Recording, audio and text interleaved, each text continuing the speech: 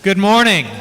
I'm Congressman Jared Huffman. I am really pleased to welcome you here to the 2nd Congressional District and to the wonderful Bay Model. I want to thank the U.S. Army Corps of Engineers for sharing this space with us today, in particular Park Manager Chris Gallagher. Thank you, Chris, for working with my team.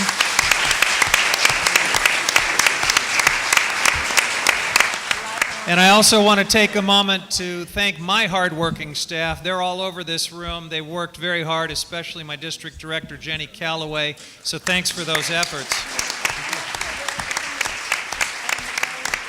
And thanks to all of you for coming out this morning to rally support for our treasured marine sanctuaries and marine monuments. I want to extend a very special welcome and thank you to the folks in the front of the room, our all-star participants in today's Congressional Forum. This is the kind of incredible lineup that you would see in a congressional hearing if Democrats were in the majority.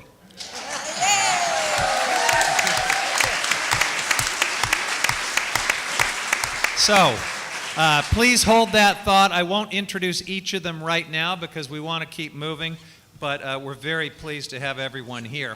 And I suspect that I speak for all of the environmental leaders and community leaders and elected officials that are with us here today when I say that this year, with our values, our system of laws and norms, with our democracy itself being tested in unprecedented ways, one of the real bright spots has been the thousands of people that have come out around this country and in each of our congressional districts to speak up and show what they care, show how much they care about topics like saving health care, like protecting clean air and clean water, like upholding immigration rights and holding the president accountable, and today is no exception. There was far more interest in today's public meeting than we could actually accommodate in this space. So I apologize for those who tried to join us but were unable to make it. But I am pleased that Marin TV and the Community Media Center of Marin are going to be providing a live stream of today's forum. So thank you to our media partners for that.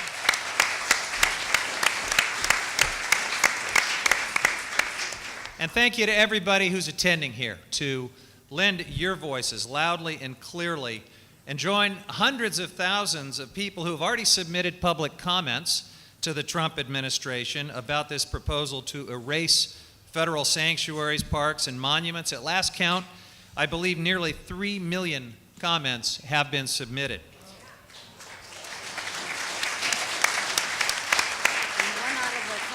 So this positive energy and engagement offers a hope certainly for a better future and the ability to get these issues turned around in the right direction. I want to just quickly discuss the run of the show. We've structured this like a congressional hearing.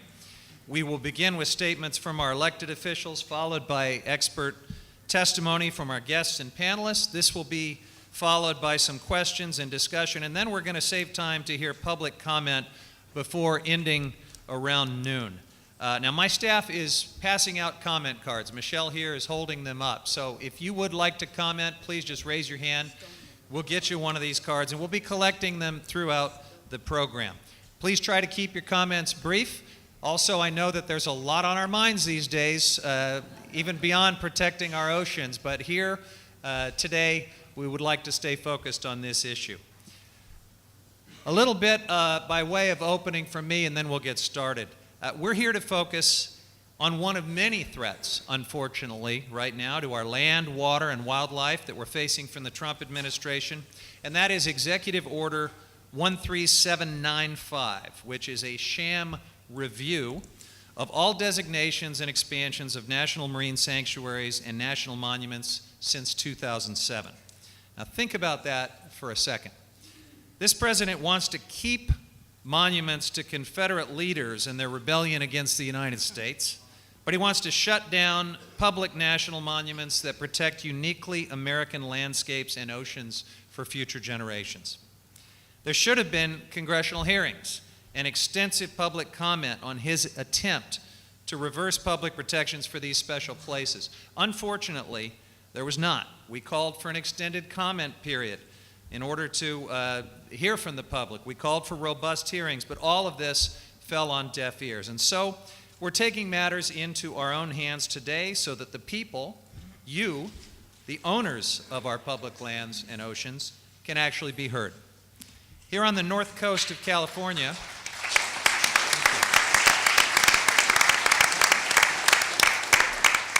here in Northern California, we're very privileged to have several marine sanctuaries, the Monterey Bay, Cordell Bank, and the Greater Farallones. We also have the California Coastal National Monument, protecting thousands of islands and reefs along the coast, and thousands of acres onshore to provide public access. These are areas where we ban oil drilling and deep sea mining. They're not only beautiful, but these areas are vital for our coastal economy. They support tourism, recreational activities of all types, the fishing industry, and many other sectors. And what's astounding about President Trump's attempt to destroy these much-needed ocean protections is that protecting special marine areas has never before been a partisan issue. In fact, it's really important to remember this. President George W. Bush designated our nation's first 4 national marine monuments. And no president has ever attempted to revoke a predecessor's national monument designation, no matter how controversial that designation may have been initially.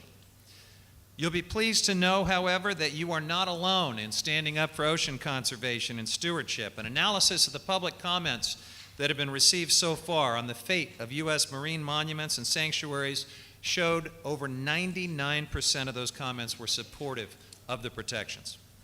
Now, these underwater parks provide many benefits. They help boost fish populations to serve as protected areas so that fish can actually grow large enough in size to reproduce, thereby not only benefiting ocean ecosystems, but also local fishing communities like the ones that I represent on the North Coast. By expanding the Cordell Bank and Gulf of the Farallones sanctuaries to more than double their original sizes in 2015, we protected a 350-mile band of ocean from drilling and other risky activities, and we helped protect endangered species from extinction. And all of this, I should say, would not have been possible without the leadership of my predecessor, who's with us today, Congresswoman Lynn Woolsey.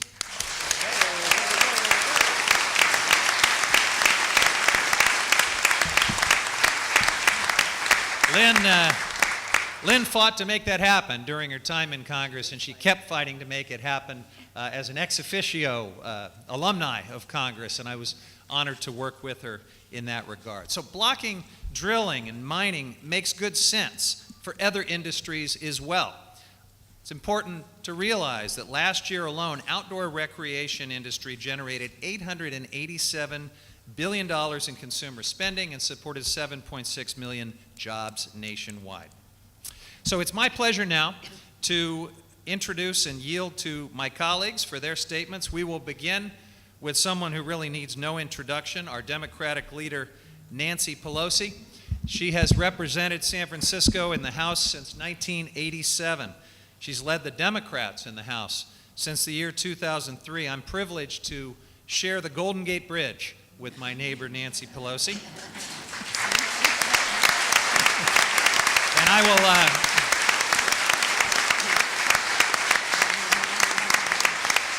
want to let you in on a little secret about Nancy and her leadership. The reason we have not seen wholesale budget cuts this year to clean air, clean water, and clean energy is because she has repeatedly out-negotiated Paul Ryan and our art of the deal president, Donald Trump.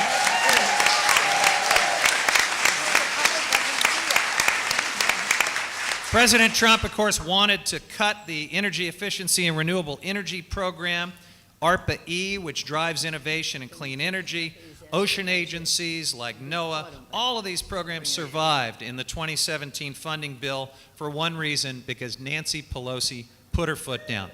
Madam Leader, thank you for your leadership. Welcome to this event, and I yield such time as you may consume. Thank you.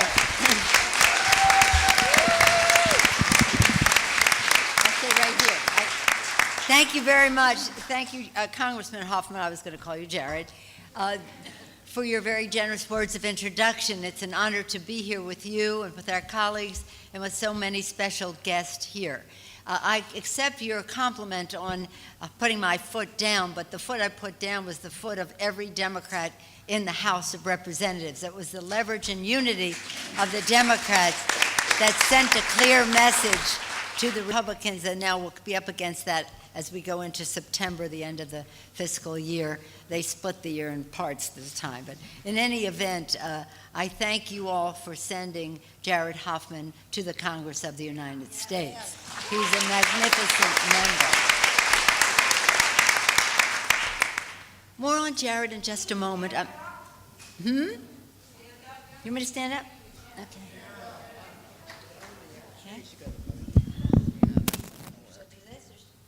Should we go to the podium? You want us to stay? No, let's stay here. We can do it this way. I can see you. Can you see me? Okay. For some of us, it's emotional to come to this place because within the past 2 years, we've been here to remember a great person, Zeke Grader, and it's hard to walk into this room and not be thinking of him. And actually, he actually had some very prescient words. He said, Zeke was concerned about how future administrations would manage the expanded sanctuaries.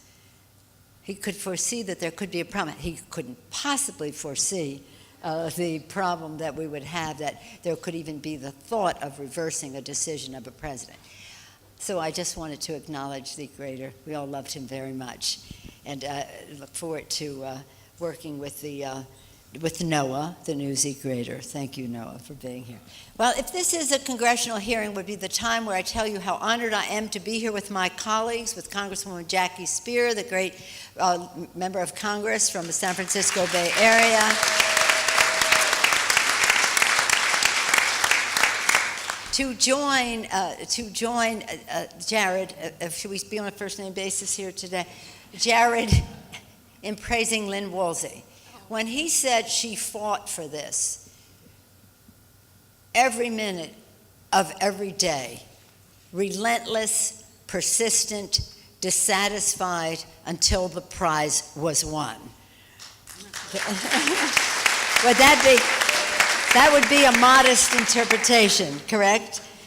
That would be a gentle interpretation of the force that she brought on this until the fight was won. And of course, we were proud to work with Senator Barbara Boxer on all of this as well. But special thanks to President Barack Obama.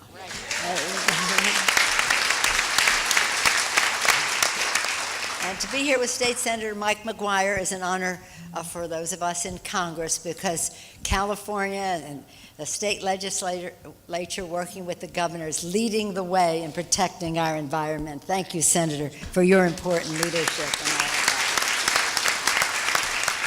Okay, so let me just talk about Jared Huffman for a moment, because he is our hope. He is our hope when it comes to protecting God's creation, this great planet. He is a leader, a co-chair of our environmental message group.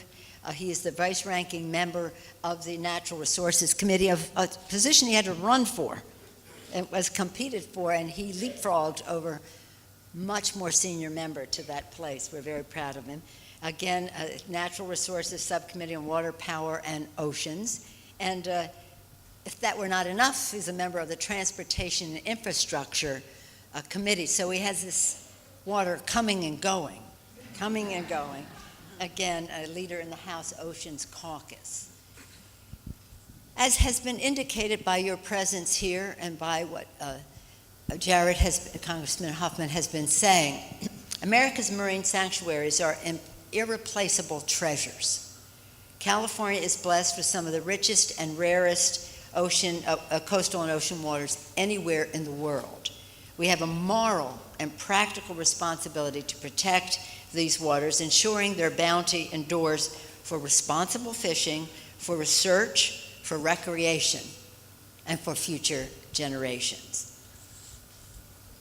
The Trump administration's assault on our sanctuaries and its reckless drilling agenda threatens our coastal culture. The foolishness of degrading the protections of these waters would have broad and long-lasting consequences. The diverse perspectives and strong expertise on this panel will showcase the immense value of these waters. And we will continue to stand strong for these waters, for the coastal economies and communities that depend on them, and for all of our national treasures. I was sticking to my notes in the interest of time, and now we'll depart from them. I just want to say this because seeing you is it's a beautiful sight. Because as Jared mentioned earlier, it was the public outcry that saved the Affordable Care Act. It was people, social media groups, patients groups, families with telling their stories. You're speaking from your experience of the value of our coastal waters. You're treasuring it, valuing it. This is God's creation, and even if you do not share that religious belief, we all share the moral responsibility, as we all will mention, to pass on this planet to future generations. The oceans are the lifeblood, are central to it. So know your power. When you speak out, we're all here to listen, but you have to call your friends who live in the districts of Republicans and tell them to call their member of Congress, because if you call them, it doesn't matter. What is eloquent to a member of Congress is the voice of their own constituents. So you have to have that drumbeat across America, even where people don't abut the oceans, but they certainly live by them. And so what an honor it is to be here with such a distinguished group, and you will meet them all. Scott Briscoe of Patagonia, Dr. Francis Gulland of Marin Mammal Center, appointed by President Obama. Noah Oppenheim, as I mentioned, the Pacific Coast Federation of Fishermen's Association, Jeff Chester, Oceana, and Brian Baird, the Bay Institute. I took the liberty of mentioning their names because that's what you do when you're the leader. You just take the liberty. In any event, it's an honor to be here with all of you.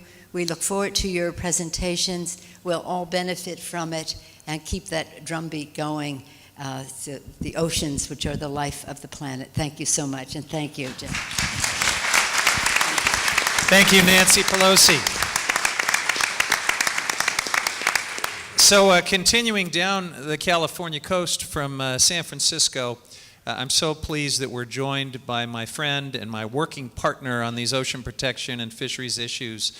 When I need someone to go to bat with me for our beleaguered commercial fishermen who have suffered through some disastrous seasons these last couple years, and we're fighting right now, even in Congress, for adequate disaster relief, or when I need an ally to fight back against these endless attempts by the Republican majority to roll back Endangered Species Act protections and other protections and put our salmon and other fish species on a path to extinction, the list of partners kind of begins with Jackie Speier.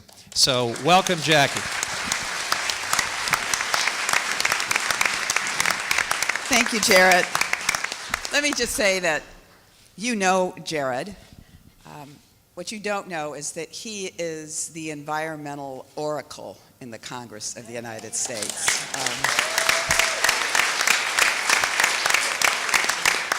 He's the first person I go to when I want to know the intricacies of the law as it relates to any of these environmental issues. So you have an incredible person representing you in the Congress. And Jared, thank you for hosting us here today, and thanks for this great opportunity.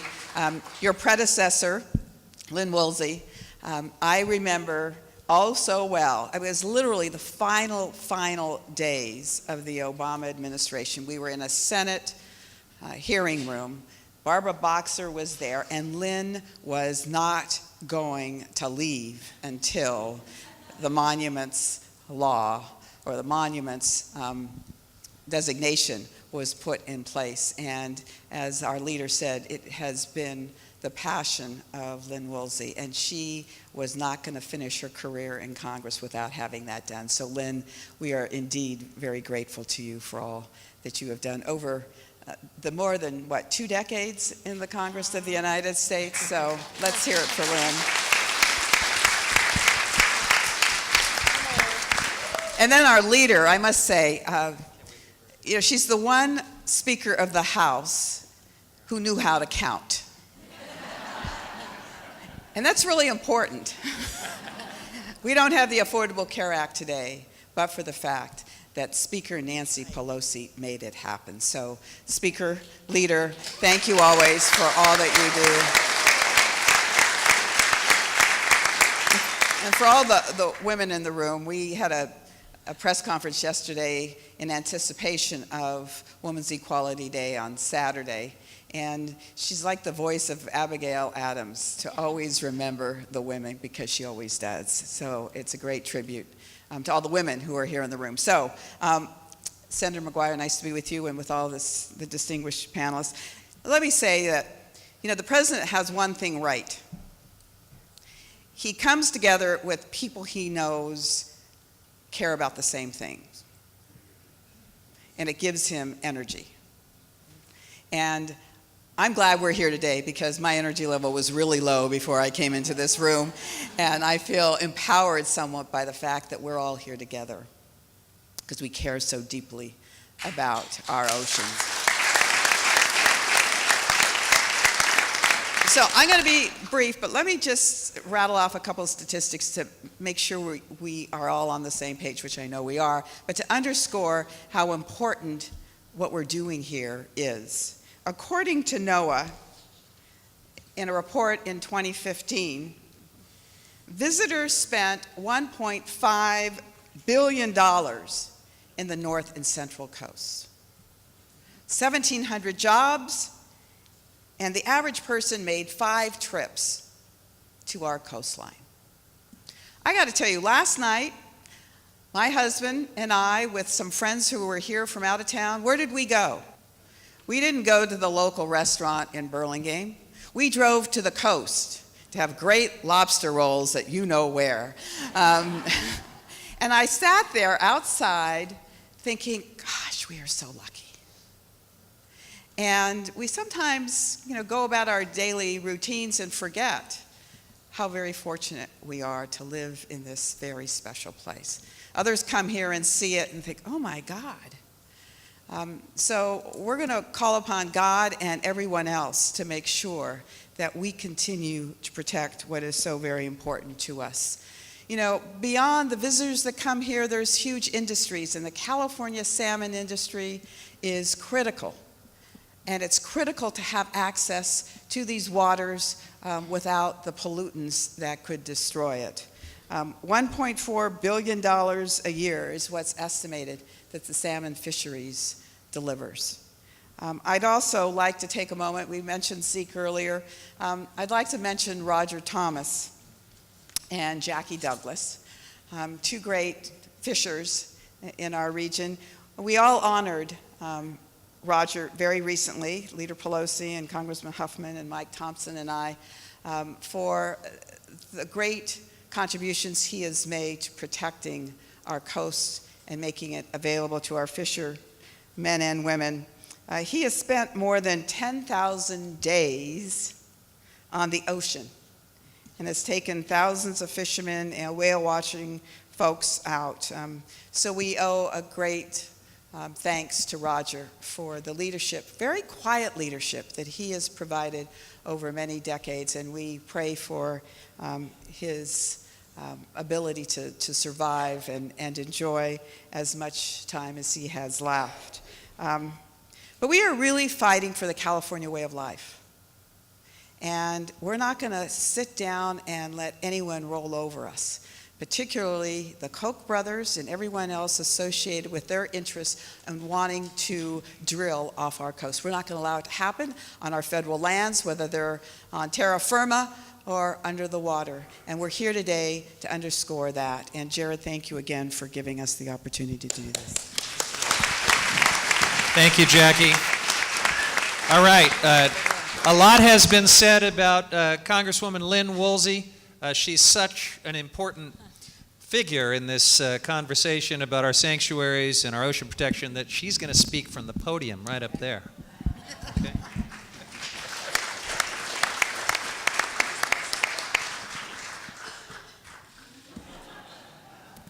It's kind of a between two ferns backdrop here for you, Lynn. That's right. Well, I'm going to speak from up here because probably for the first time in a long time, I'm going to take my full 5 minutes. I have a lot to say. First of all, I echo Leader Pelosi's and Congresswoman Speier's acknowledgement of, and certainly our boss there, Jared Huffman's acknowledgement of everybody at the podium today and at the table. Both Paul's and experts, and the combination of both. By not acknowledging them one at a time, I will save time, and that's what I'm going to do.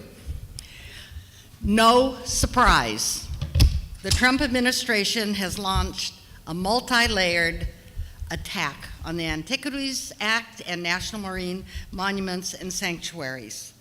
It appears that the president hates anything and everything that President Trump accomplished.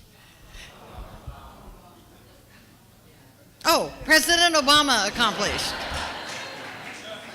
It's a very Lynn Woolsey thing. Sorry about that. That President Obama accomplished, including the expansion of Cordell Bank National Marine Sanctuary and Greater Farallones National Marine Sanctuary, that protects some of the most productive waters in America. On June 26, 2017, a 30-day, which was extended to 45-day, public comment period was announced by the White House to review all designations and expansions since April 28, 2007. 45 days. That is ridiculous. And the only way I know how to describe just how ridiculous Executive Order 13795 is to tell you how many years it took the Cordell Bank and Greater Farallones Marine Sanctuaries to be expanded. In 1988, Congresswoman Barbara Boxer held a rally. Later, a successful congressional effort was led by the then Congresswoman to protect the California coast from offshore gas and oil drilling and exploration, 1988. After that, legislation was passed for each Congress to protect the coast, our coast, the California coast. But it was not permanent protection, and it just couldn't be. She couldn't make that happen. So in 1993, I was elected to be Congresswoman Boxer's successor when she moved to the Senate. One of my office's primary goals from the very beginning was to permanently protect our coast. One of the smartest things I ever did as your Congresswoman was hire Tom Roth.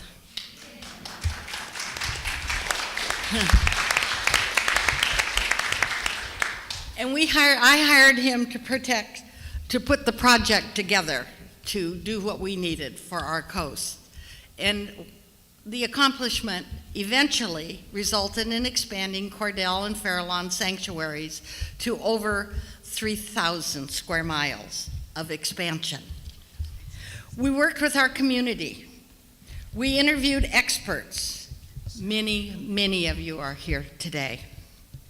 We held stakeholder meetings, fishing community meetings, commercial and pleasure, tourism, business, ag, environmental reps, elected officials, and the general public. We just met and met and met. And the resolutions of support that we received from Marin, Sonoma, and Mendocino counties were a result of those meetings and the pressure and the acknowledgement these boards of supervisors were getting from their community. Our community, the entire community, totally favored permanent protection of the Sonoma coast, their coast. The only real opposition came from the oil and gas industry. And you know, that was rather tepid, because they, from the get-go, knew they really were up against a huge block of support. So we drafted legislation, and our legislation said and did what our community asked and what our community expected. The governor's office weighed in, and Senator Boxer authored the Senate companion bill. The House Resources Committee on Oceans held a public hearing. The full committee brought our bill H.R. 1187 to the House floor on March 31st, 2008. It passed unanimously, but it could not get to the Senate floor for a vote that session.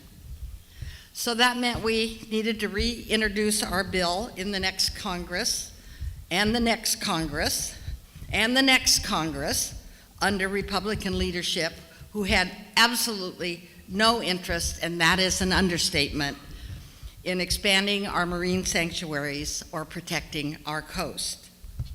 President Obama was our only hope. We talked to Leader Pelosi. She presented our position to the president. She argued the benefits of an expanded sanctuary, and she defended our inability to gain even enough Republican support to have a hearing. She was our real hero.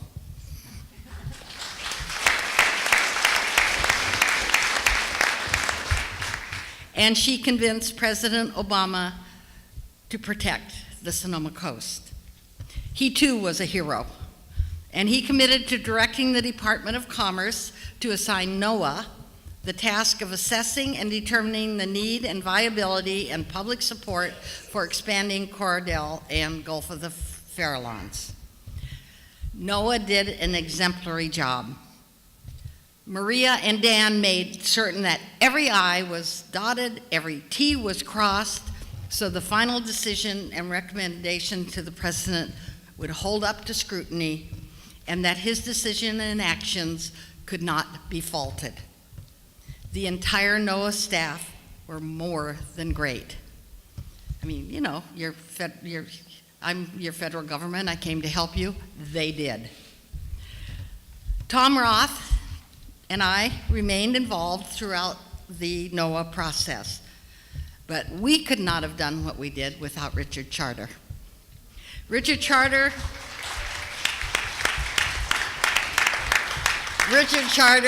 he knows he's my hero.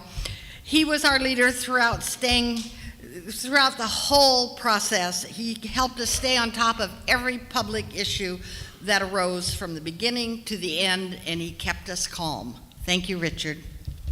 Speaking of the end, I was retired when NOAA began their work. So Congressman Jared Huffman became the go-to person on the Hill. How fortunate we were, how fortunate I was.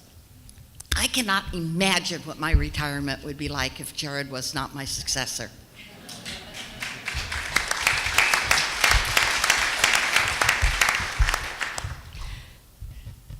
I always say, when I'm talking about what we accomplished, my offices were there for the kickoff and the play-by-play. We got to the goal, and Jared carried it across the line. Thank you, Jared. 2 years after NOAA began their work and finally finished it, but it took 2 years, the president signed the Great Farallones into law. Now President Trump is threatening our work after a 45-day review, and I'm telling you, we will not let that happen. Thank you.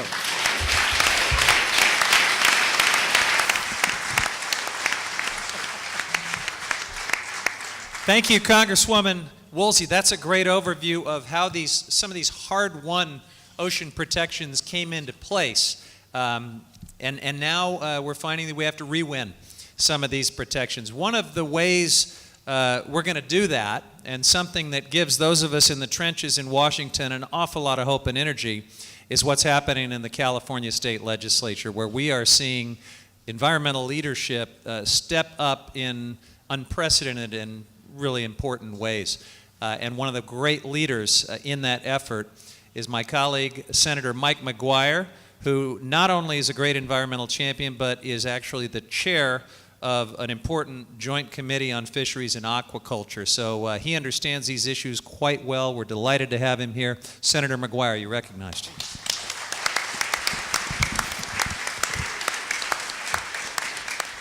Well, good morning. How's everyone doing? Thank you all for being here today. And I want to take a moment to say how grateful I am to be with this legendary panel on both the right and the left. And let's give them a round of applause, please. Thank you. And I also want to take a moment to recognize our Congressman, Jared Huffman.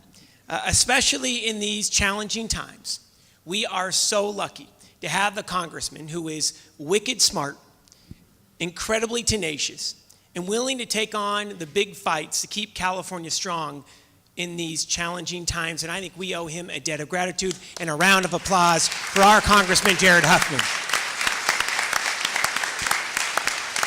Thank you. I also want to say thank you to Leader Pelosi and Congresswoman Speier and the amazing Congresswoman Lynn Woolsey and all of our experts for allowing me to be here today. California's coast, I think we can all agree, is a world wonder. 150 million visitors from across the globe visit the California coast every year. In fact, our coastal economy here in California is one of our largest economic drivers. It's worth $44 billion a year. And 500,000 jobs are dependent on a healthy coast annually. From Northern California's majestic redwoods to and rocky shores, to Southern California's iconic palm trees and warm sandy beaches, the coast is part of our state's identity, and we have spent tens of billions of dollars to be able to protect it. And President Trump's executive order would turn back the 5-year moratorium, which protects our environment and frankly keeps our coastal economy strong. And it would be catastrophic if we were to open up offshore oil drilling off of the Marin coast or the California coast. It would be catastrophic to the health of our ocean and our fisheries. Make no mistake, California will fight from the halls of Congress to the halls of our state capitol and to the courtroom to block any short-sighted proposal that sells off the Pacific to the highest bidder.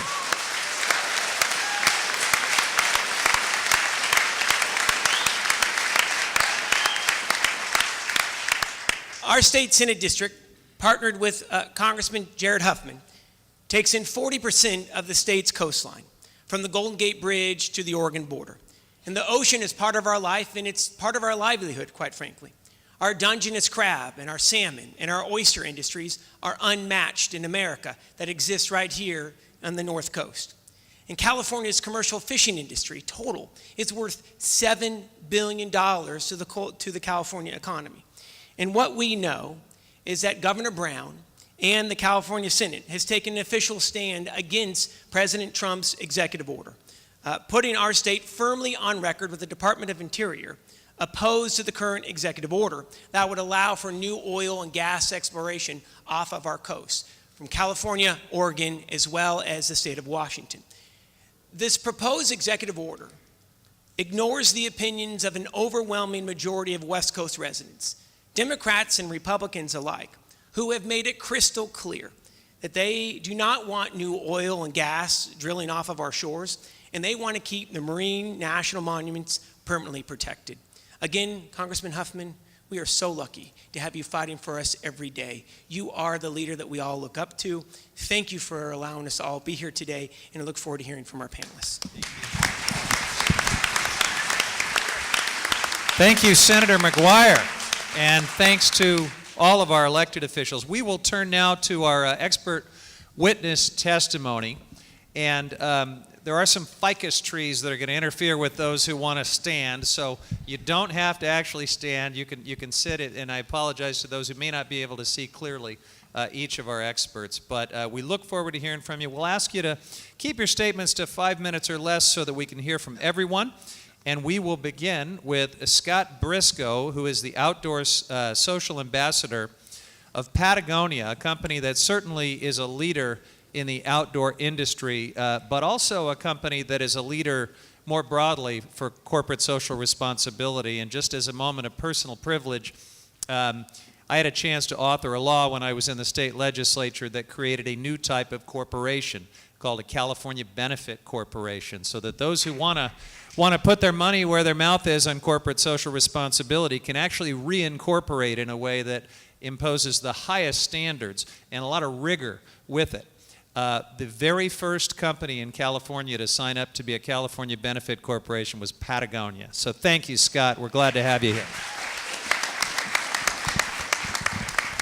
Thank you, Congressman Huffman, and thank you to the committee, and thank you to the panelists here.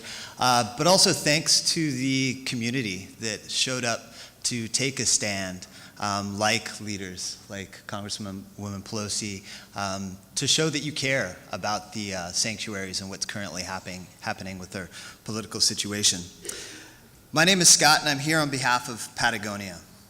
A little bit of history about Patagonia. It's a California-based outdoor clothing and gear company with a 30-plus year mission. Now, this is our mission statement. This is at the core of what we believe, of building the best product, doing no unnecessary harm, and using business to inspire solutions to the environmental crisis. That is our mission statement. That's at the core of everything that we do.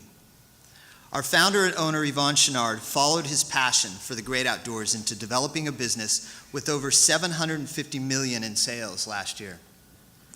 Yvon's business grew from a small blacksmith shop in Ventura, California, where he made climbing equipment for himself and his friends, to a global company doing business around the world.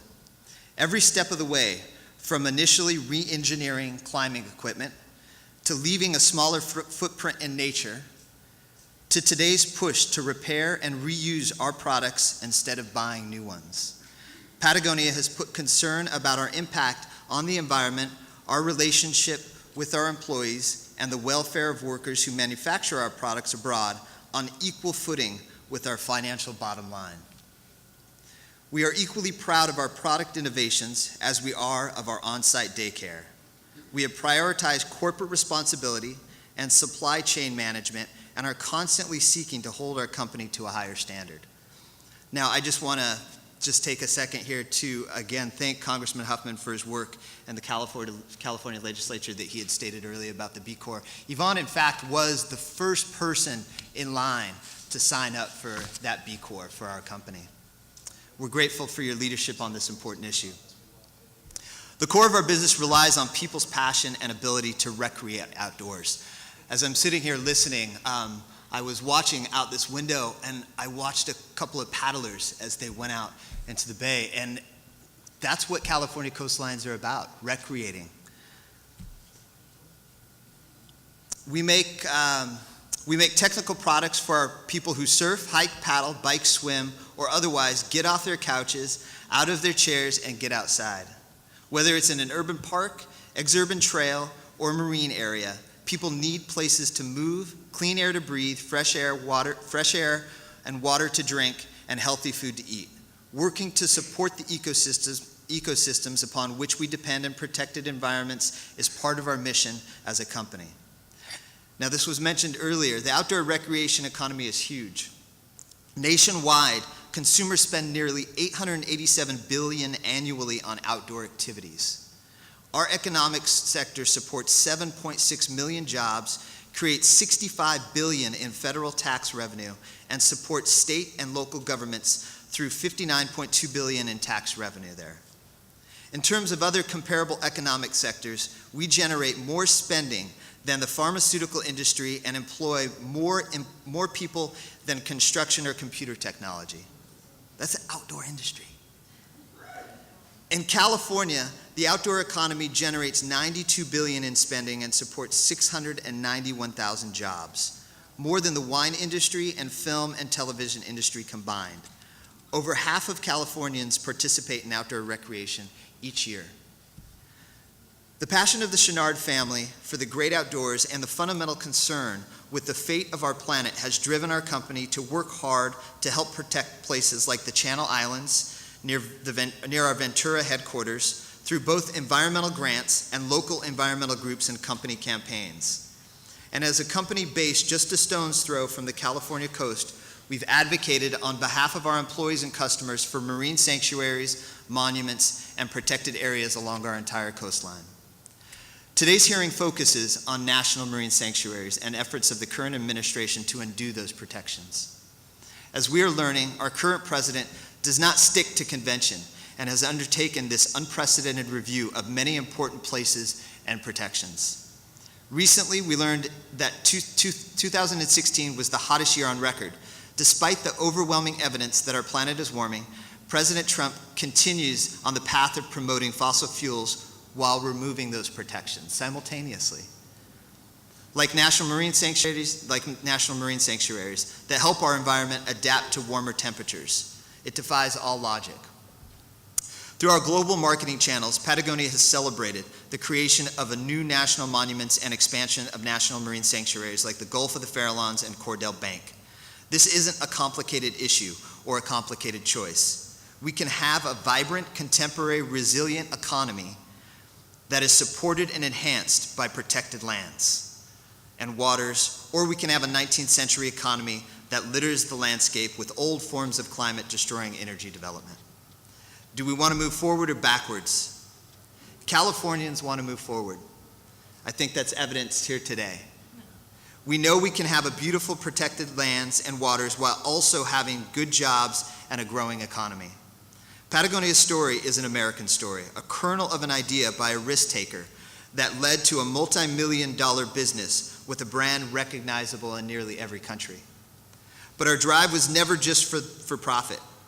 From the beginning, passion, values, and hard work converged to create a company that is not only hugely successful in the traditional measure of profitability and growth, but as an innovator for customer service, workplace benefits, and corporate responsibility. Feeding our success means supporting what sustains us, people and places. Whether it's Bears Ears in Utah, Monterey Bay, or the California Coastal National Monuments and Sanctuaries, the protection of these places is as fundamental as our mission as our next quarterly report. Thank you very much. Thank you, Scott. We go now to Dr. Frances Gulland. She is a senior scientist at the Marine Mammal Center right here in Sausalito. I'm very proud of their work. It includes not only important scientific and rescue efforts up and down the California coast, but it stretches all the way down to Mexico, and I've been privileged to work with Dr. Gulland and her colleagues trying to save the smallest and most endangered marine mammal, the vaquita, which is teetering on the brink of extinction. So she's doing great work there. She also happens to be a member of the Marine Mammal Commission. There's two kinds of federal commissions or groups these days. There are the ones that Donald Trump has to disband because no corporate leaders want to even associate with him on issues like infrastructure and manufacturing. And then there are the ones that he wants to disband because they're doing good science and good environmental protection. He did propose eliminating the Marine Mammal Protection Commission, and he will continue, I'm sure, to try to do that, but we're not going to let him do it. So Dr. Gulland remains a commissioner in good standing for a very, very important federal commission. Welcome, Doctor. Thank you. Well, first of all, thank you so much, Congressman Huffman, for not just the invitation to be here. It's truly an honor and a privilege to be able to speak on behalf of the marine mammals to you, but mostly for me, I have to say it's a privilege to be in the company of possibly the three most impressive women in the state, and certainly here right now. So, thank you.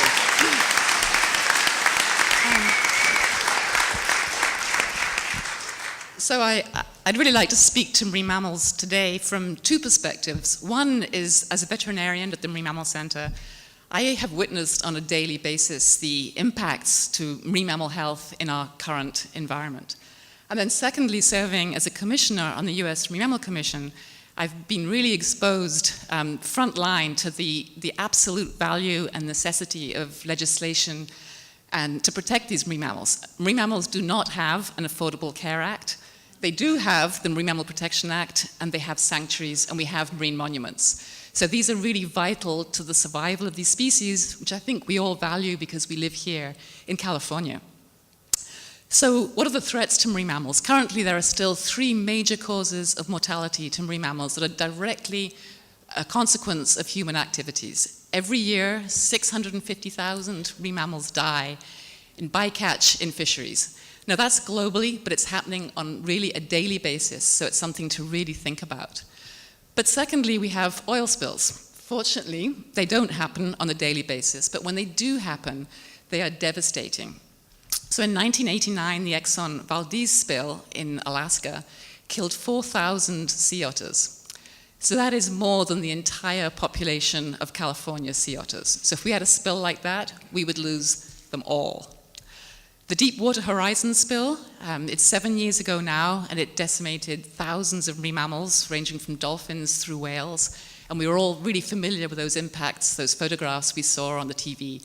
But those impacts continue today. The bottlenose dolphins in Barataria Bay have lung disease, they have adrenal disease, their reproductive rate has dropped. So we're seeing continued impacts from a single event that killed thousands of animals but has really long-term consequences upon our environment. So we simply cannot afford to have even one single one of those events in California. And then we can look to ship strikes. I heard today on the news there was an article about increasing ship strikes and how they impact marine mammals.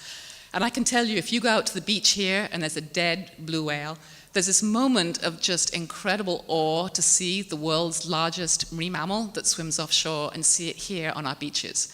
And we've had dead blue whales here at Rodeo Beach, at Bolinas, on the way down to Monterey, Moss Landing.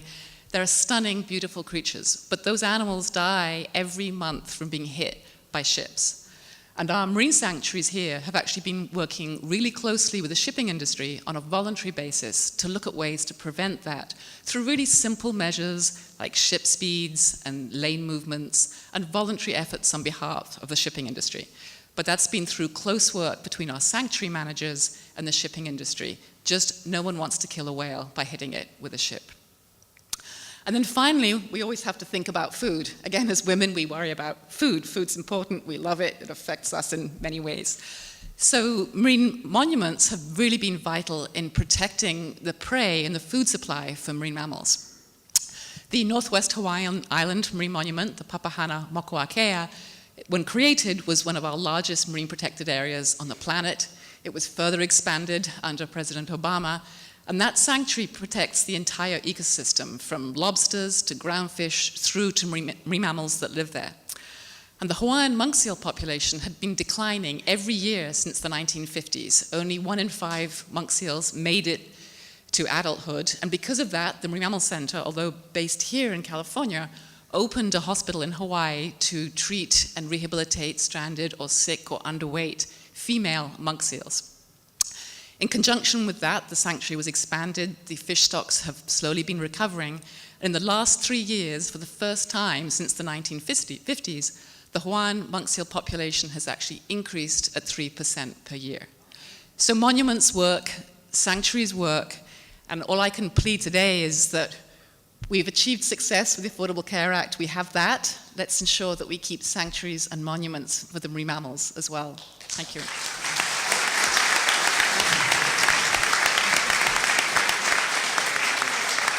Thank you very much, Doctor.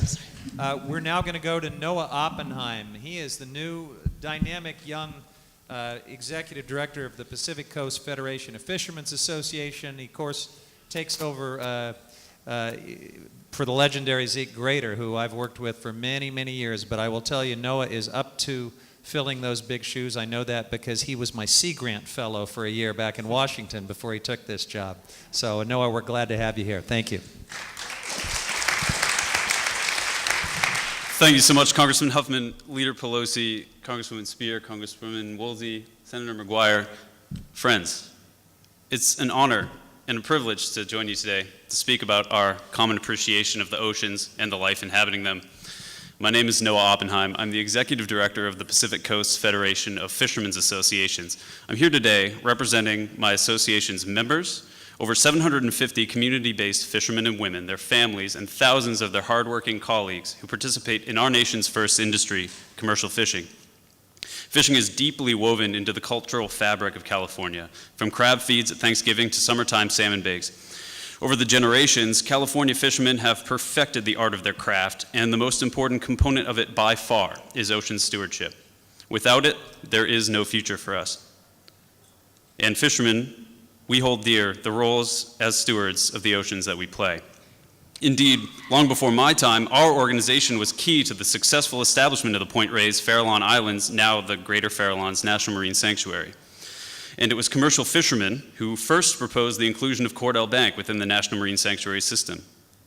Today, these exquisite sanctuaries represent the best of our nation's stewardship policies, diverse ocean stakeholders working hand in hand to conserve nature and her bounty for all to enjoy, while keeping harmful industrial activity far away from our shores.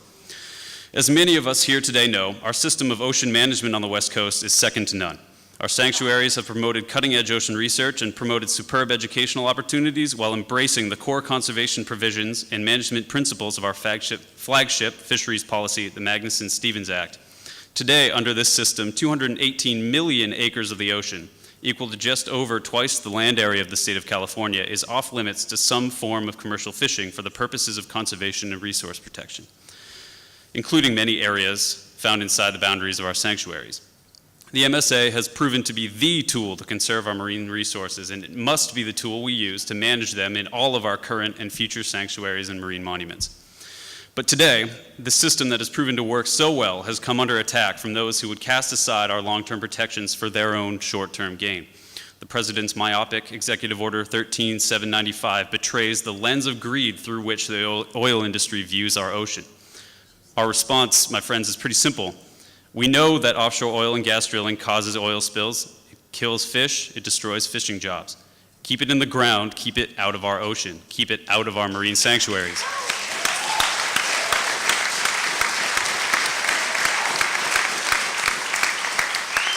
Catastrophic spills are virtual certainties, according to the federal government's own risk analysis.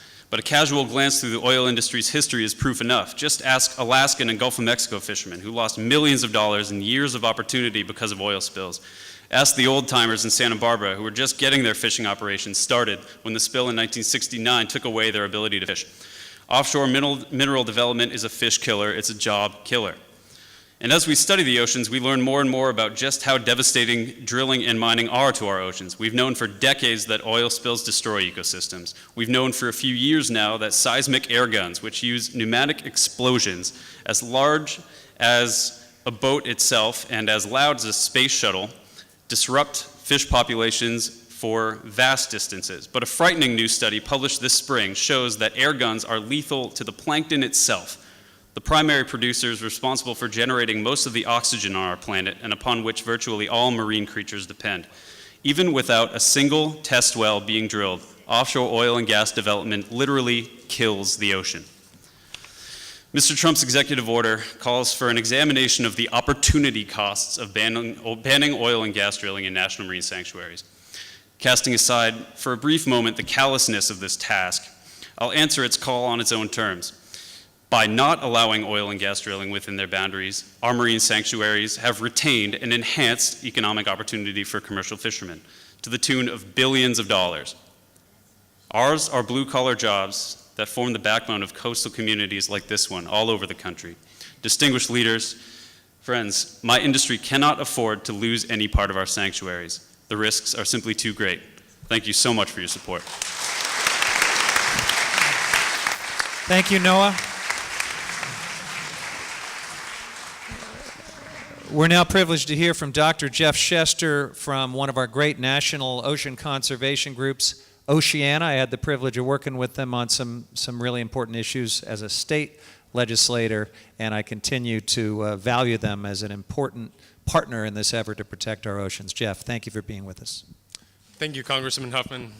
It is truly an honor to be part of this unifying event today in support of our national marine sanctuaries and monuments. And I wanted to start by thanking the many champions up here in this room, out there in the audience, who have fought to create and defend these special places for decades. You are true ocean heroes, and our children and grandchildren are forever indebted to you.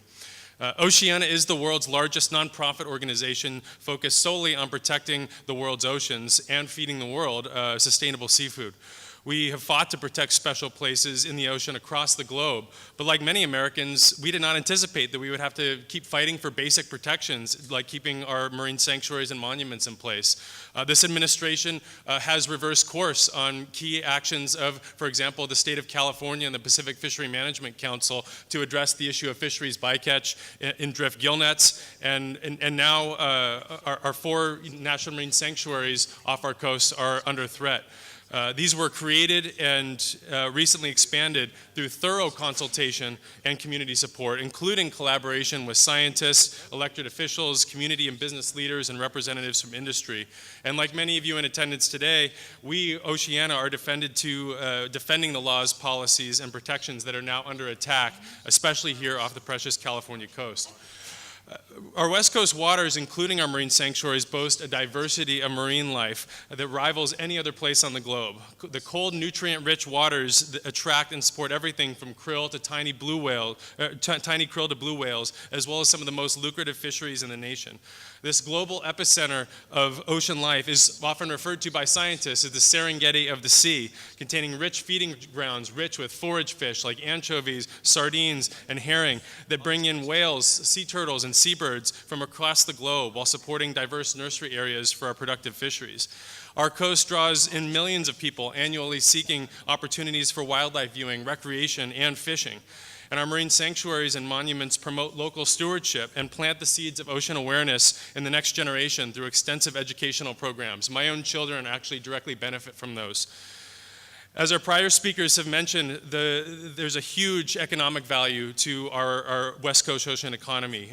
Recent estimates of over $56 billion for the entire West Coast, contributing upwards of 500,000 jobs. And just the recreational and tourism industries alone provide nearly $12 billion in wages. According to the federal government's latest economic numbers, commercial fishery landings off the West Coast, just the landing themselves bring in over $700 million on average every year, further generating billions of dollars in sales, income, and value-added products, and supporting 43,000 jobs on the West Coast. Our sanctuaries off California safeguard these values and are integral to the fabric of our culture, our economy, our way of life, and our identity as Californians.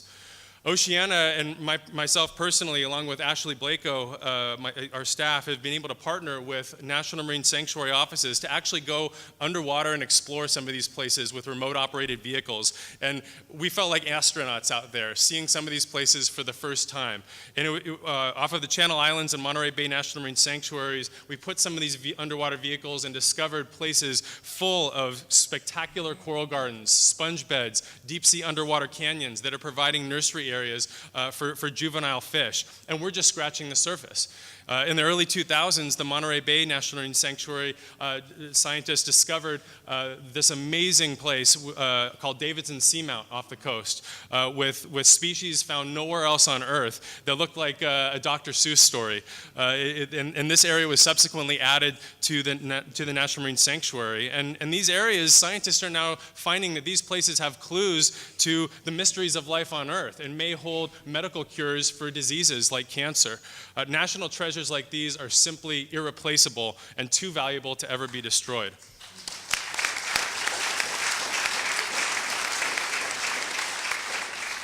President Trump's executive order threatens these very ocean animals, fisheries, recreational and educational opportunities, not to mention the legacy of members of Congress and former presidents from both parties that have fought hard to create these protections.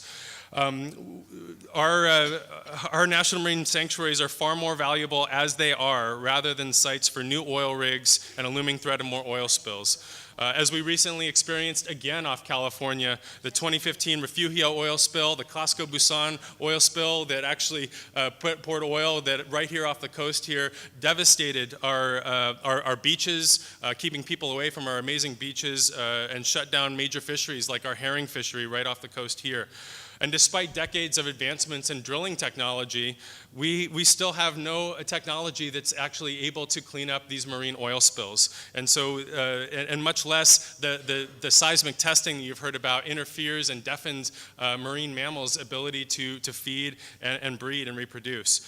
We've had a major effort on the East Coast that generated over 131 individual city council local resolutions on the East Coast to oppose oil drilling and seismic testing there. And we're now turning our sights onto the Pacific and helping empower coastal communities to speak up, to amplify their voices, to protect our coast. And it is time, once and for all, that we now move to clean, renewable energy sources.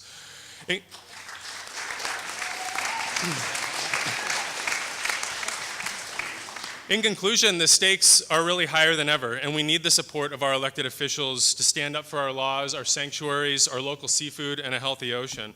The Department of Commerce received comments from over 360,000 citizens just on this specific action alone on our national monuments and sanctuaries.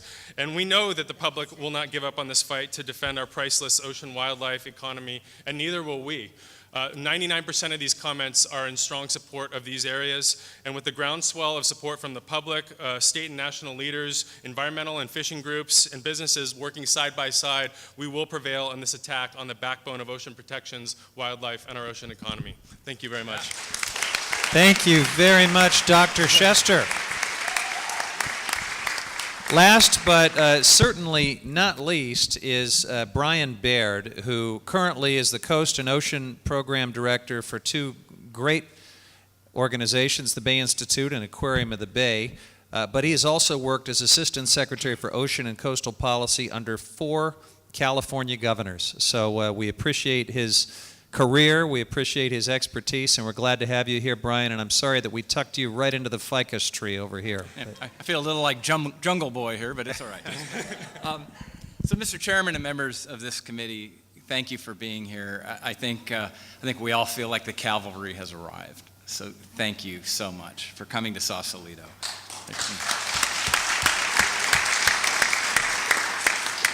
I want to welcome you to the Bay Model. Our parent organization, Bay.org, partners with the Army Corps of Engineers in an alliance to educate up to 25,000 kids from 50 cities around the Bay Area on environmental issues. So this is a really wonderful place.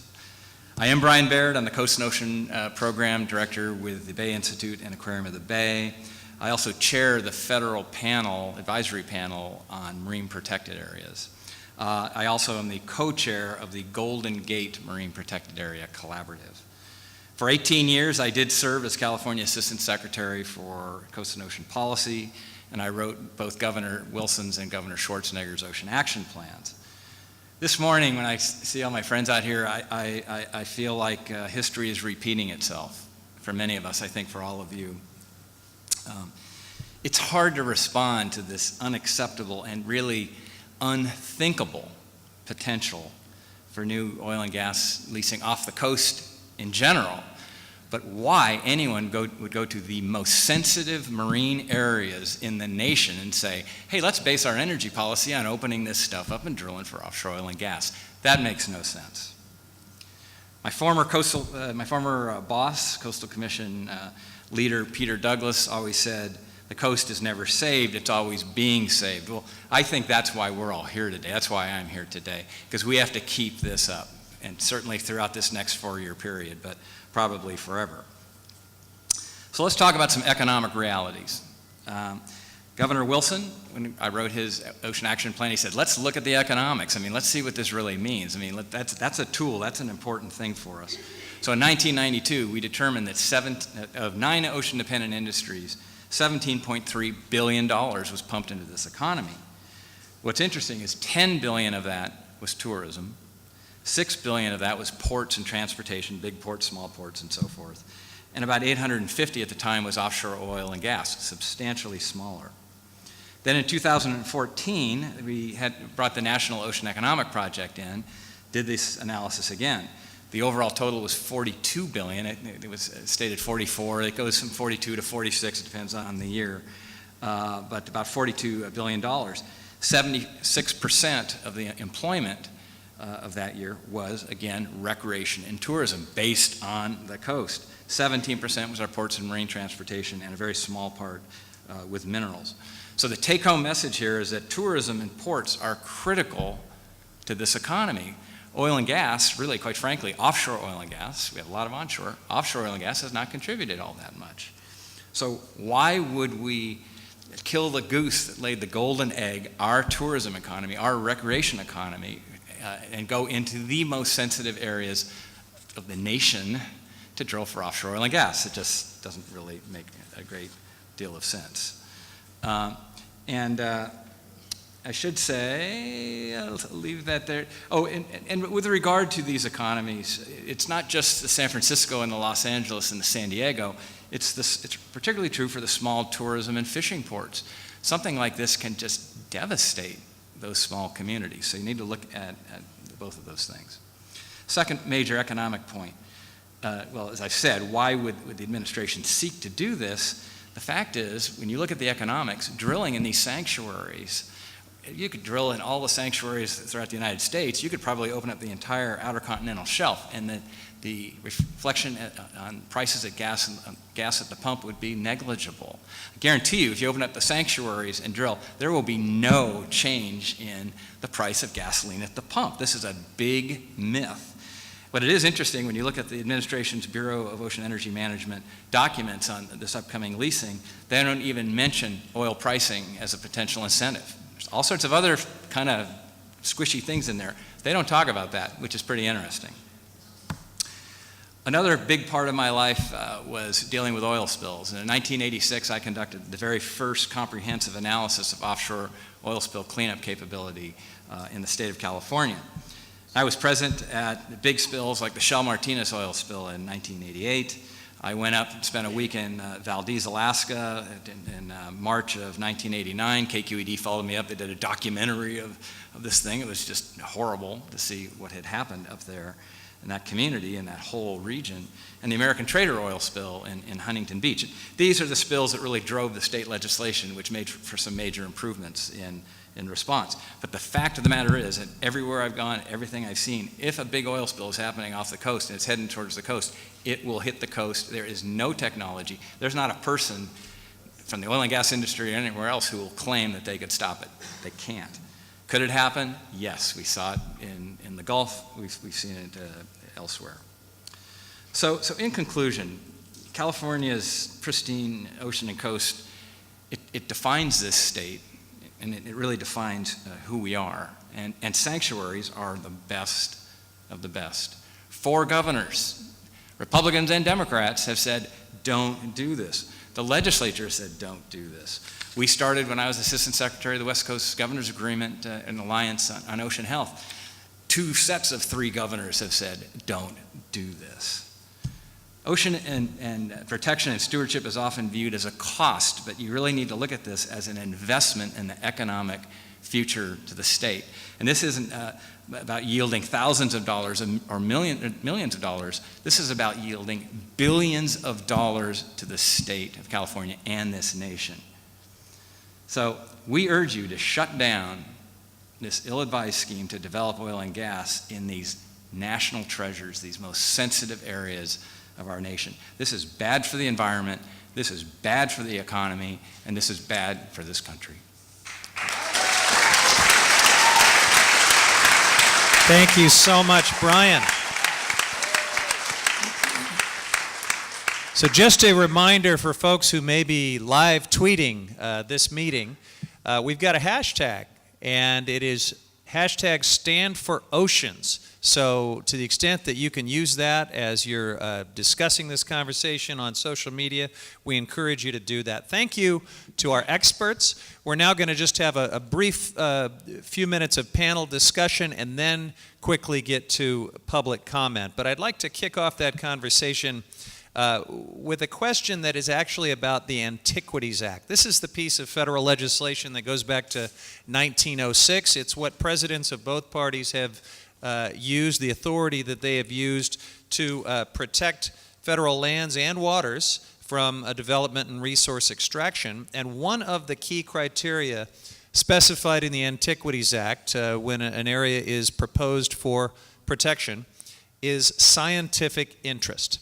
So we've got some scientists here. And Dr. Gulland, I would like to ask you, as someone who's actually pursued scientific research in our national marine sanctuaries, what have you learned about our planet? What can we learn about human impacts to ecosystems thanks to these protected areas like monuments and sanctuaries?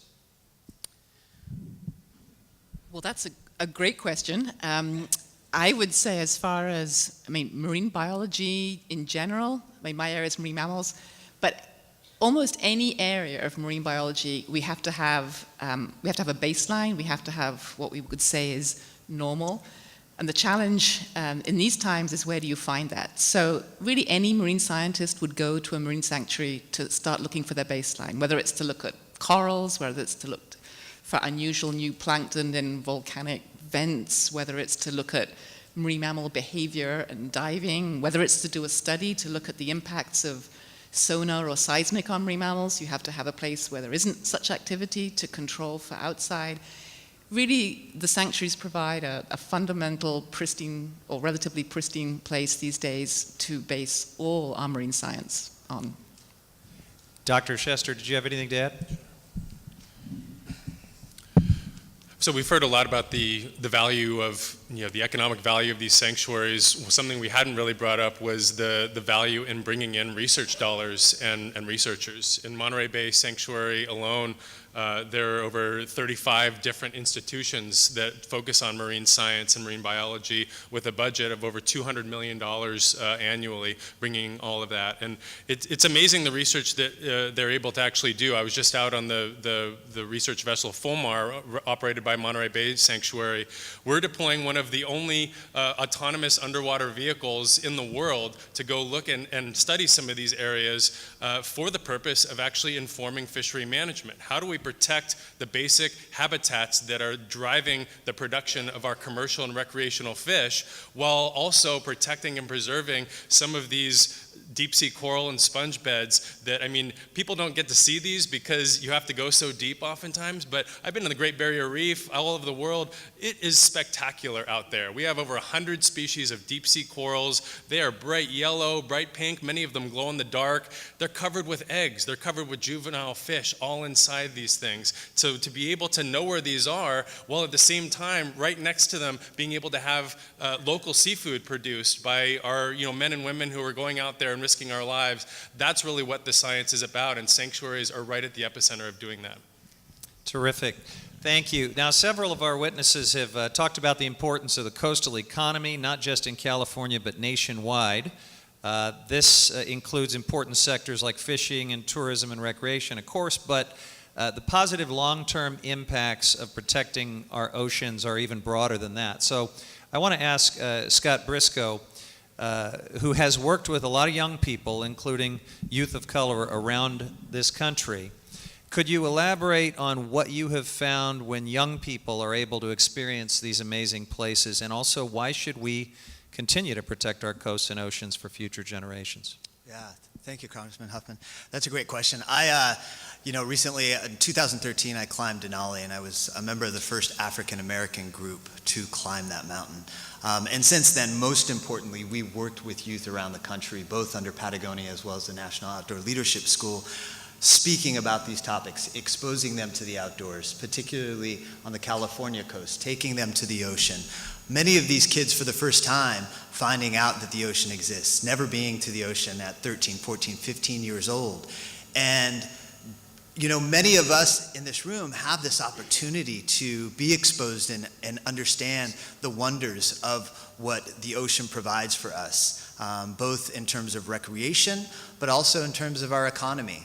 These kids are now growing up, the ones who have never been exposed, they're now growing up with this exposure. They're now connected. They have a learned spark for what they have the ability to achieve, because they indeed are the stewards for the future, for these future spaces that we hold to protect so well.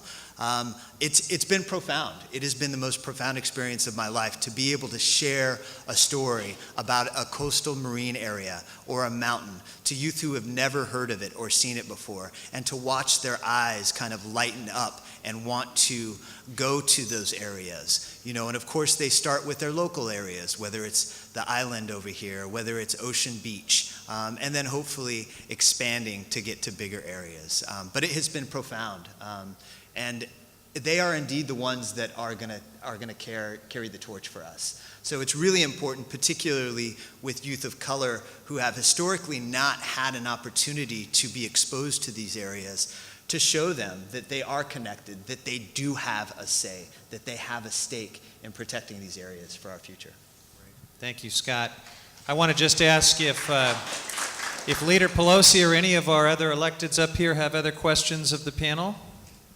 Well, this excellent panel anticipated some of my questions, but I'm very eager to hear the questions from our friends here in the audience, so why don't we get to that? So let's begin the public comment portion, and we will start off with Ann Notoff of NRDC. And then, why don't you come up to the microphone? I'll actually call several folks so that we'll have minimal wait times. And so if Jen Savage could get ready next, and then Jonathan Livingston. Well, thank you very much. This has been so reaffirming to have the leadership of California really speaking up for our marine resources, and not just here in California, but across the nation as well. Because, of course, the California coast does not belong to anyone. It belongs to all of us. I'm Annie Notoff with the Natural Resources Defense Council, and you know, it's been 40 years almost since I started working in the environmental community. And I had my Volkswagen Bug, and I started from the Oregon border and drove down the California coast putting up posters against offshore oil drilling. And it's been a bipartisan fight, really, for 40 years. And we've had support from Senator Wilson and Governor Wilson then. I remember Senator Wilson and Congressman Panetta were arguing over how big the Monterey Bay National Marine Sanctuary should be. So Californians, our elected leaders, as well as the people of California, vote repeatedly with our dollars and our feet for strong coastal protection. California is a climate leader. We really stepped into the void left by the federal Trump administration when it comes to climate action. And climate action means getting off of oil and getting onto clean energy. And Californians are willing to pay more for climate action. They want it now, and they're willing to pay more. So let's make sure that we don't repeat mistakes of the past and go to the dirty old energy economy. Let's move forward with the clean energy economy. And thank you all for your time and attention and hard work. Thank you, Annie. Jennifer Savage from Surfrider. Welcome. Hi, Jennifer Savage, Surfrider Foundation, representing our 20 California chapters and thousands of supporters throughout the state. If I could just have my Surfrider friends raise your hands, stand up for a moment. We have a lot of folks here. California's marine national sanctuaries and monuments are the most important and glorious part of our already uniquely important and glorious coast. In addition to the off-sided economic value, the importance of protecting our ocean wildlife and the recreational joy afforded all Californians that live here, that visit here, should not be undervalued. California is in fact the most energy-efficient economy in the country, and the idea that we would give that up in exchange for regressive exploitation of our ocean resources would be ridiculous if it weren't so dangerous. Surfrider will continue to fight for our coast and oceans and against reduced protections, and we are grateful to have elected representatives that we can count on to do the same. Thank you for standing up for California's coast. Thank you. Let me ask David Helvarg and Richard Charter to come on up. We're going to now go to Jonathan Livingston from Environmental Entrepreneurs. Thank you. Thank you, Congressman Huffman, Leader Pelosi, and Congresswoman Speier for the opportunity to speak today, and thanks to our brilliant panel and to all of you in the audience. My name is Jonathan Livingston. I am president of Livingston Energy Innovations, an advanced energy consulting firm based in Mill Valley, which I founded after a career in efficiency and innovation management at PG&E and other companies. I'm here as a proud member of Environmental Entrepreneurs, a national group of business leaders who advocate for policies that are good for the economy and good for the environment. Around 500 of our 900 members are based right here in California, and many, including myself, live in your district, Congressman Huffman. It's my pleasure to present E2's letter to the Secretary of the Interior, signed by 120 of our members, that highlights the business community's support for protecting our national marine sanctuaries. The ecological arguments that you've heard this morning in favor of protecting our sanctuaries are manifold, as are, even more so, the economic reasoning we've also heard much about. You've heard already from the speakers about the federal designation supporting an over $40 billion ocean economy, helping sustain numerous sectors, including fishing, recreational boating, and coastal tourism. The sanctuaries in Central California, just to throw out another amazing statistic, Central California alone provides over 4,100 jobs and over $285 million per year in economic value. In the past decade, California's marine sanctuaries have supported a 35% growth in ocean recreation and tourism. In comparison to the more than $40 billion generated by our current ocean economy, the employment and economic impacts from oil and gas exploration off California are small, at a mere $4 billion, and have declined 10% during the same time period. To risk the significantly larger economic contributions of protected areas by opening our coastline to oil and gas exploration would be absolutely irresponsible. E2 is thankful to our congressional representatives for continuing to protect our public lands and for your efforts to sustain the huge economic benefits of leaving our protected areas intact. Thank you. Thank you, Jonathan. Hi, my David name is Helvarg. David Helvarg. I'm Executive Director of Blue Frontier. I'm an author. I'm wondering what a difference a year makes.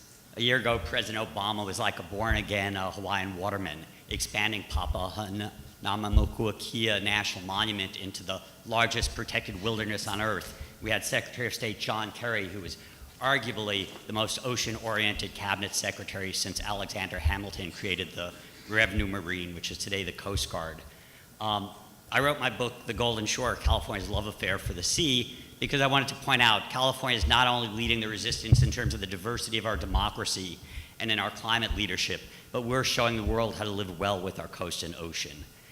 And if President Trump and his enablers in the Republican Party want to unravel the fabric of the blue in our red, white, and blue, if they want to try and open our offshore waters to more oil and gas, we're going to make the Boston Tea Party look like, well, a tea party. I'm wearing my Sea Party 2018 t-shirt. It says, "Don't spill on me." We have a next great opportunity with leadership like we have up front here and the passion in this room and this state and increasingly across the nation. We have the opportunity to turn things around. We can vote the coast and ocean in 2018. We can make that difference. We will make that difference. And I believe we have a moment of opportunity. And on the next Ocean Day on June 8th, 2018, we're going to march for the ocean, just like we've had the Women's March, March for Science, March for Climate, March for Sanity. We're going to make people understand that the ocean matters, and like my t-shirt also says, the oceans are rising, but so are we. Thank you. Thank you, David. So we're going to hear from Richard Charter, and I will ask Rachel Bina and Tom Roth to come on up. They've got the unenviable task of following Richard. My name is Richard Charter, and I'm a senior fellow with the Ocean Foundation. And I want to begin to thank everyone on this panel for what you're doing today. This is what changes the course of history. I think everyone in the extended audience understands that we're here because we have the faith in the implicit reality of settled law. We have some protected areas that were legitimately created in a bipartisan fashion, and now they're being attacked by an administration that had no elected base when they were created. when we're confronted with something so obviously misguided as these unjustifiable threats to our national marine sanctuaries and marine monuments by the current administration, we really need to stand up and call these threats what they are: just plain wrong. Each of America's national marine sanctuaries represents a compact comprised of protective measures consistently developed in bipartisan fashion over many years, a compact between citizens, ocean users, and local, state, and federal elected officials. For an administration to belatedly, arbitrarily step in and threaten the agreements leading to these iconic ocean protections is nothing more than a violation of public trust. Here on the California coast, each of our 4 national marine sanctuaries has a story to tell about how Republican and Democratic governors, senators, House members, and local officials joined together with fishing families and conservationists to bring into being this unique system of protected sites on our coasts. Some of Earth's most enduring human cultures have clearly learned throughout history to make public policy decisions by observing how nature makes evolutionary decisions, and to thus be guided by what will best serve life several generations hence. Human society has thereby learned to serve future generations by preserving place.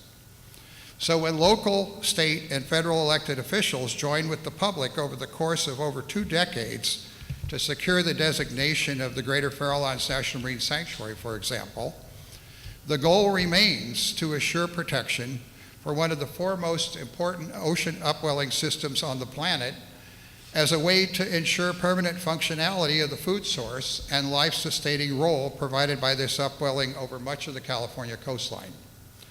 Guided by peer-reviewed science, careful consensus, and consultation with every level of representative government, all of us in this conversation today have taken action to protect these special places, not for ourselves, but for future generations.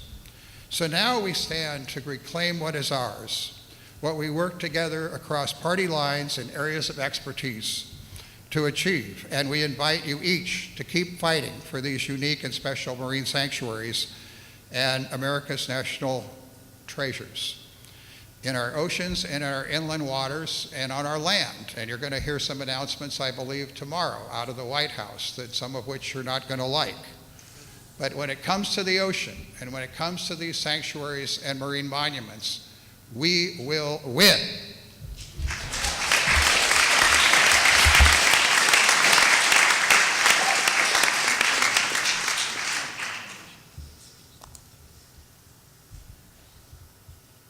Madam Speaker, what a pleasure to see you here, and members of Congress, and our state senator. Thank you so much for being here and creating this opportunity.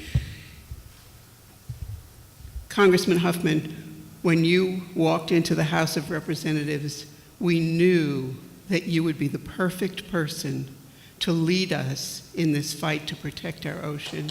You have done nothing but confirm that for us as the years are going by. Thank you, and thank you all. Thank you. I'm here representing the hundreds and maybe even thousands of people in Mendocino County who've been working continuously to protect our coast and ocean. When we held our filibuster hearing in 1988, 1,400 people came to testify. They signed up to testify. 5,000 people came to witness in Fort Bragg the opposition to the Minerals Management Service, that's what they were called then, opposition to Lease Sale 91 on our coast. Our slogan was, "Save the Kansas coast." What? Kansas? Well, we felt that our coast belonged to all Americans, to everyone, not just the oil companies, and we continue to feel that way today.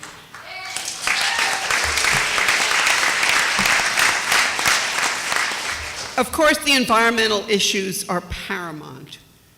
And the upwelling, which you spoke about, is so important and vital to the health of the ocean and to the health of our fisheries. The economic issues are also critical. But our emotional connection to the ocean is often ignored by those who would industrialize it. We are drawn to protect it because it is beautiful and because it inspires awe.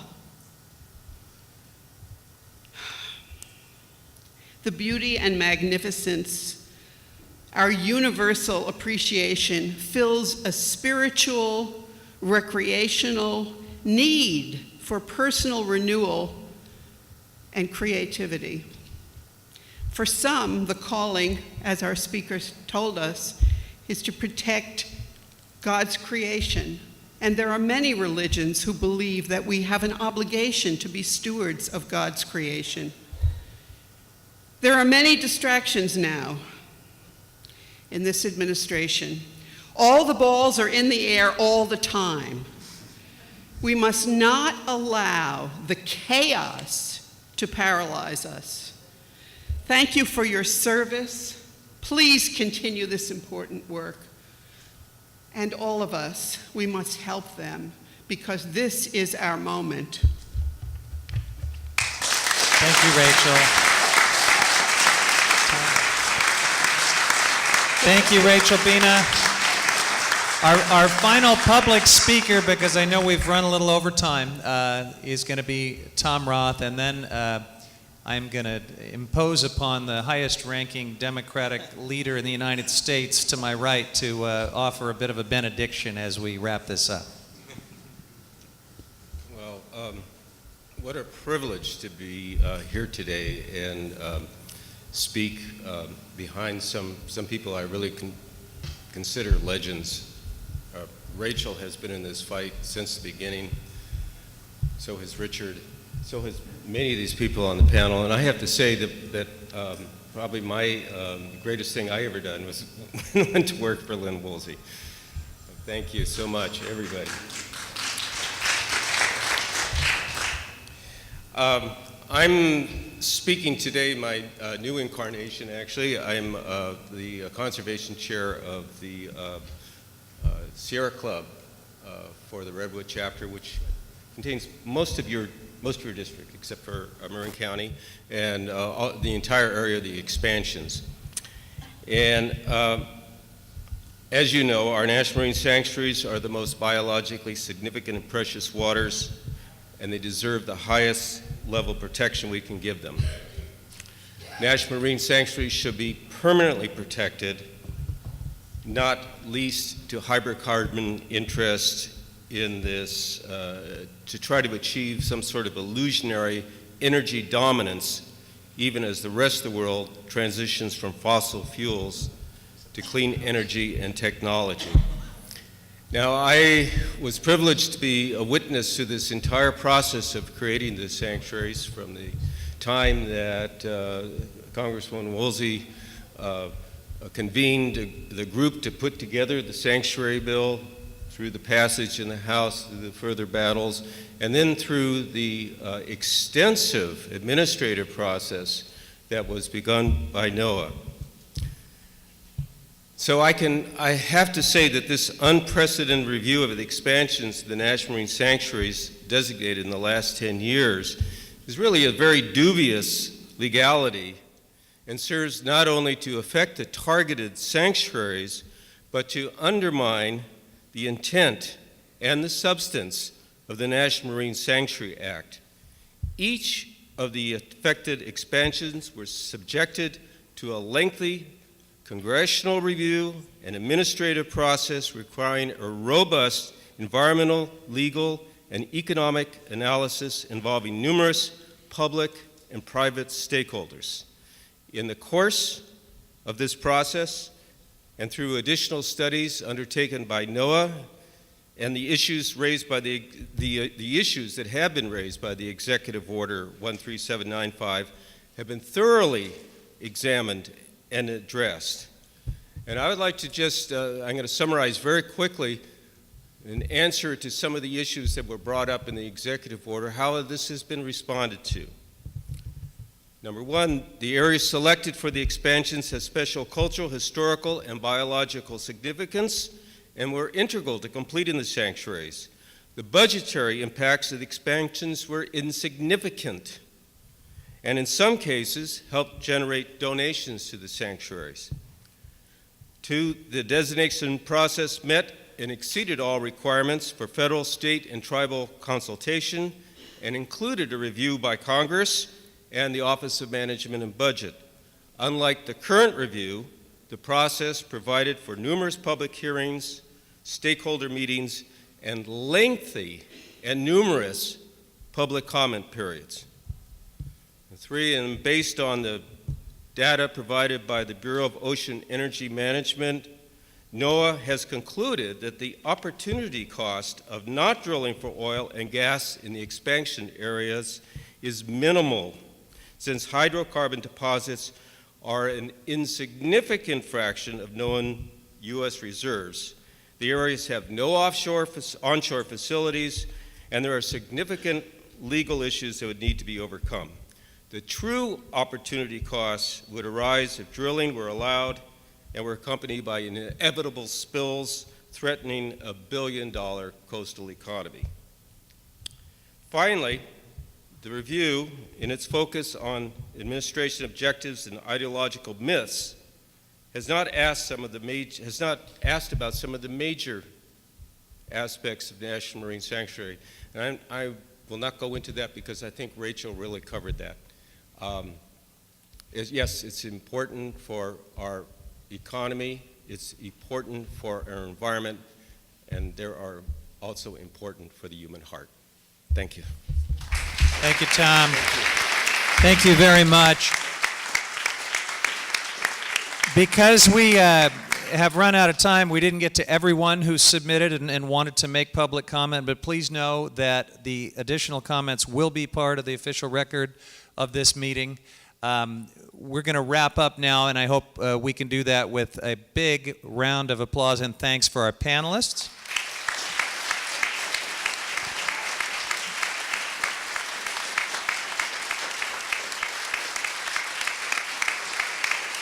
Of course, a huge thanks to all of you, and a special thanks to the elected officials who have joined me and given a significant amount of their time today because they really care about this issue.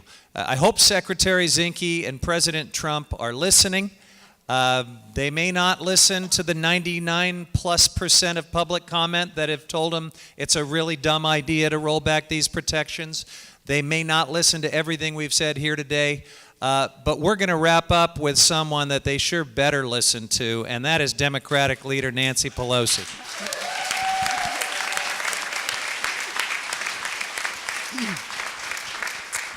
On behalf of my colleague Jackie Speier, with whom I share representation of the City of San Francisco, and our colleague Jared Huffman, with whom I share representation of the Golden Gate Bridge, and we worship at the shrine of Lynn Woolsey. So any chance any of us gets to come to sing her praises for what she did to make the tremendous difference in all of this is a welcomed opportunity. Thank you, Lynn Woolsey. Senator, we're proud of California. Our panel today gave us what we needed, evidence-based information on how we can make our decisions. Those who made public testimony added to that record. Others who will submit there for the record. This is so very important. You would think that it would be obvious and logical and the right thing to do to make evidence-based decisions. Science, facts, knowledge, truth. So whether they listen or not, as the question was posed by Jared, we want to make sure the American people hear your message, and through them, the members of Congress, so that everybody knows when these decisions are made, whether they're being made for our children and our grandchildren, future generations, or whether they're being made for the fossil fuel industry. I want to thank all of you again for sending Jared to the Congress of the United States. What Jackie What Jackie said was so completely right. He is the one. He gives me so much hope because I see him in his strong leadership position on committees in the Congress and working across the aisle and across the Capitol. And you just see the knowledge that he brought from, and a great record from the state legislature, effective from the start on these issues. He is a go-to respected person. I know how well respected he is here. I want you to know how respected he is in the Congress of the United States. So thank you for sending him here. And you can, that's an applause line, but save it for just a moment. That was an applause line. Because Jared said I was giving a benediction. I will just say that when it comes, as my darling friend Rachel Abin has said, this is God's creation, and we work with the evangelicals. Many evangelicals are not with us on some issues, but they do believe that this is God's creation, as do I, and we have moral responsibility to be good stewards. As I said before, even if you don't believe that, we have a responsibility to future generations. And I always use the quote, to minister to the needs of God's creation is an act of worship. To ignore those needs is to dishonor the God who made us. And so in the spirit of our responsibilities to the next generations, thank all of you. For anybody's a grandmother, a mom and a grandmother is in your debt for what you are all doing. But there's much more to be done. So thank you for sending us such a great leader as Jared Huffman. Thank you so much.